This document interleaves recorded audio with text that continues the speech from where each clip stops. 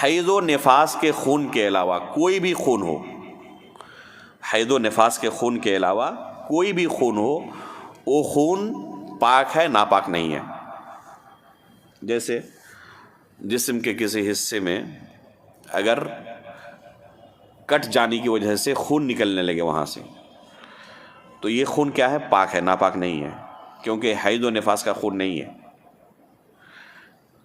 جانور ذبح کیا آپ نے، اس سے جو خون نکل رہا ہے، یہ خون اگر کپڑے پر لگ جائے تو کپڑا ناپاک نہیں ہوگا۔ اگر کچھ قطرے اس کے پانی پر بھی گر جائیں اور پانی کا رنگ بو مزہ بدل بھی جائے، تب بھی اس کو ناپاک نہیں کہا جائے گا، کیونکہ یہ پاک چیز کے ملنے کی وجہ سے اس کا رنگ بو مزہ بدلا ہے، کسی ناپاک چیز کے ملنے کی وجہ سے نہیں۔ تو یہ خون فی الحقیقت پاک ہے، ناپاک نہیں ہے۔ غزوہ ذات الرقاع کے اندر ایک صحابی کا قصہ موجود ہے، ایک انصاری صحابی تھے، ایک مشرک کی طرف سے 3 تیر کے زخم اسے لگتے ہیں، اور یہ نماز پڑھ رہے ہوتے ہیں اور اپنی نماز جاری رکھتے ہیں، نماز نہیں توڑتے، حالانکہ تیر لگنے کی وجہ سے خون کا بہنا جسم سے جاری ہے۔ تو اگر یہ خون ناپاک ہوتا تو یہ صحابی نماز اپنی جاری نہیں رکھ سکتے۔ جیسے نماز کے دوران اگر پیشاب کے قطرے نکل جائیں، کسی کا پیشاب ہو گیا، پاخانہ ہو گیا، تو کیا اس کے لیے نماز جاری رکھنا جائز ہے؟ جائز نہیں ہے۔ یا باہر سے کسی نے اس کے جسم پر کیا کیا؟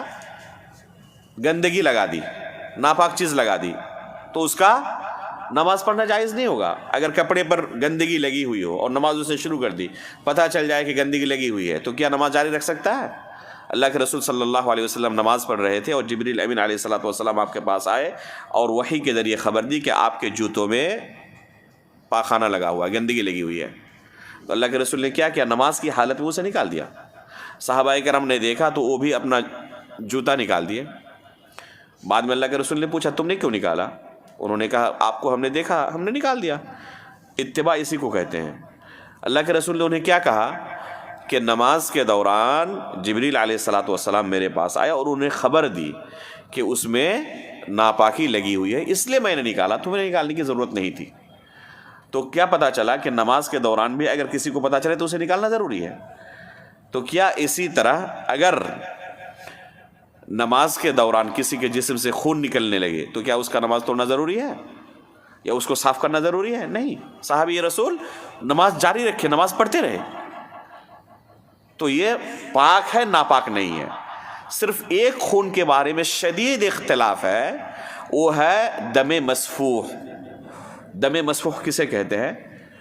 جیسے جانور ذبح کرتے وقت آپ نے دیکھا ہوگا کہ شروع میں جو خون نکلتا ہے کافی فورس کے ساتھ، فوارے کے ساتھ خون نکلتا ہے، اس کے بعد گوشت پر بھی بہت سارا خون لگا ہوا ہوتا ہے، اسے دم مسفوح نہیں کہتے۔ جو ذبح کرتے وقت فوارے کے ساتھ خون نکلتا ہے اسے دم مسفوح کہتے ہیں۔ اس دم مسفوح کے بارے میں بہت سارے علماء، بلکہ جمہور کی رائے یہی ہے کہ یہ ناپاک ہے۔ دم مسفوح کیا ہے؟ ناپاک ہے۔ یہاں تک کہ بعض لوگوں نے اجماع تک کا دعویٰ کیا ہے، لیکن صحیح یہ ہے کہ اس بارے میں اجماع نہیں ہے، اختلاف ہے، اور راجح یہ ہے کہ یہ خون بھی پاک ہے، ناپاک نہیں ہے۔ اس بارے میں نے ایک مستقل مضمون لکھا ہے، اور یہ مضمون فری لانسر کے ویب پورٹل پر اردو میں موجود ہے کہ کیا جسم سے نکلنے والا خون ناپاک ہے، اس کا یہ عنوان ہے۔ تو اس میں تفصیل آپ پڑھیں، آپ کو تفصیل وہاں مل جائے گی۔ خلاصہ یہ ہے کہ یہ خون ناپاک نہیں ہے، یہ خون پاک ہے۔ ناپاک خون کون سا ہے؟ بس حیض کا خون ناپاک ہے، نفاس کا خون ناپاک ہے۔ ان 2 خون کے علاوہ جو بھی خون جسم سے نکلتا ہے اسے ہم ناپاک نہیں بلکہ پاک کہیں گے۔